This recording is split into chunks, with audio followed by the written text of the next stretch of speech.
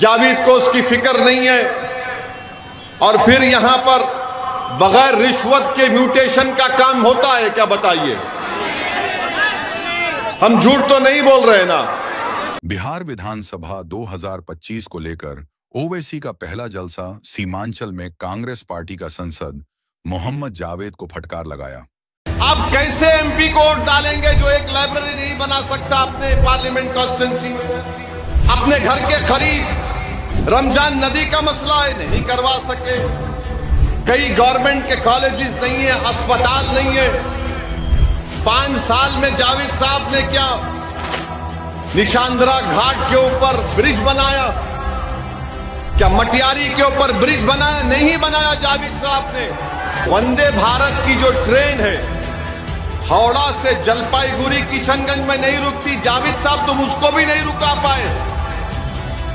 अगर तुम 1.5 लाख किलोमीटर चले हैं तो तुम 10 किलोमीटर रेलवे ट्रैक पर चल के सो जाते कि मैं नहीं जाने दूंगा वंदे भारत को, पूरे लोग निकल कर आओ। याद रखिए, जब कोई पार्लियामेंट जाता है तो पार्लियामेंट कोई जाकर सिर्फ उस पार्लियामेंट की बिल्डिंग को देखकर खुश होने के लिए नहीं बैठता है वहां पर। वो जब पार्लियामेंट को जनता भिजाती है किसी को अपना सांसद बनाकर, तो उम्मीद करती है कि उनकी तकलीफ का जिक्र करेगा, वो उनकी लड़ाई लड़ेगा। अलीगढ़ मुस्लिम यूनिवर्सिटी का मसला है, जावेद बोलते हैं कि मैंने बड़ी कोशिश की।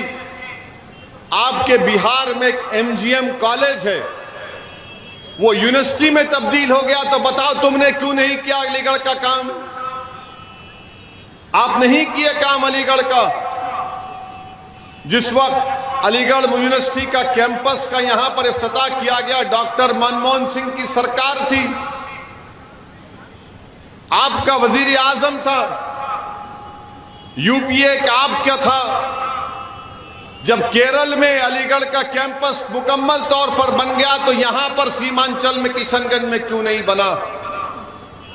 ये किसकी जिम्मेदारी है, किसने नहीं किया? और फिर आप जानते हैं कि रोड का मसला है, कई रोड खराब है, जावेद को उसकी फिक्र नहीं है, और फिर यहां पर बगैर रिश्वत के म्यूटेशन का काम होता है क्या? बताइए, हम झूठ तो नहीं बोल रहे ना। बगैर रिश्वत दिए म्यूटेशन का काम नहीं होता। हर काम का एक कमीशन है। कमीशन किसके पास जाता है? कमीशन किसके पास जाता है? अब आप बताइए, जावेद साहब उसको भी नहीं रुका सके, कुछ नहीं रुका सके।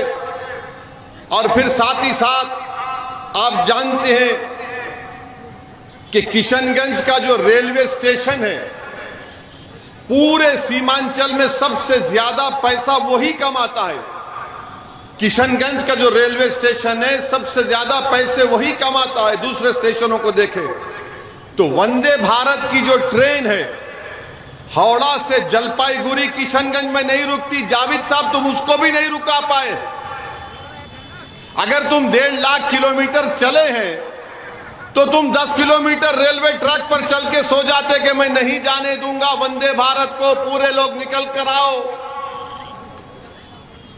जलपाईगुड़ी से, हावड़ा से जलपाईगुड़ी ट्रेन जाती है, नहीं रुकती है वंदे भारत की ट्रेन। अच्छा, जावेद साहब के घर के करीब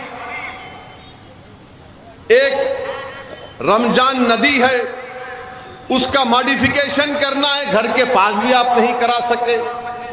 आपके घर के करीब है, आपने वो काम नहीं करवाया। और मेरे अजीज दोस्तों और बुजुर्गों, किशनगंज जिला बना 1990 में। किशनगंज जिला बना 1990 में। इस जिले में एक लाइब्रेरी नहीं है, एक लाइब्रेरी नहीं है।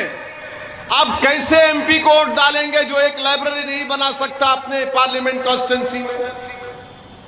अपने घर के करीब रमजान नदी का मसला है, नहीं करवा सके। कई गवर्नमेंट के कॉलेजेस नहीं है, अस्पताल नहीं है। 5 साल में जावेद साहब ने क्या निशांद्रा घाट के ऊपर ब्रिज बनाया? क्या मटियारी के ऊपर ब्रिज बनाया? नहीं बनाया। जावेद साहब ने बनाया है, बनाया। हम सही कह रहे हैं ना। अब आप देखते जाइए, यहां बहादुरगंज के कई बच्चे भारत के कोने कोने होटलों में जाकर मजदूरी करते हैं, बर्तन साफ करते हैं, उसकी भी इनको फिक्र नहीं है। अच्छा, सुरजापुरी को एनेक्सर 1 में जावेद साहब ने लाया, सुरजापुरी को एनेक्सर 1 में जावेद साहब नहीं लाए, जबकि तेजस्वी और नीतीश को उन्हें सपोर्ट कर दिया कांग्रेस पार्टी ने। अरे तुम सत्ता में थे 2 साल, नीतीश ने कुलाटी 2 साल के बाद मारी थी ना, तुम 2 साल में करवा लेते, वो भी नहीं करवाया। अच्छा ये बताइए, बहादुरगंज को अनुमंडल का मौक़िफ़ दिलाया जावेद ने? बहादुरगंज को 25 साल से ये मुतालबा है आपका कि इसको अनुमंडल की मांग की जा रही है। आप सत्ता में थे कांग्रेस, मगर आपने बहादुरगंज को अनुमंडल का भी मौक़िफ़ नहीं दिलाया। तो मेरे अजीज दोस्तों और बुजुर्गों, बहादुरगंज में बहुत से काम करवाना बाकी है।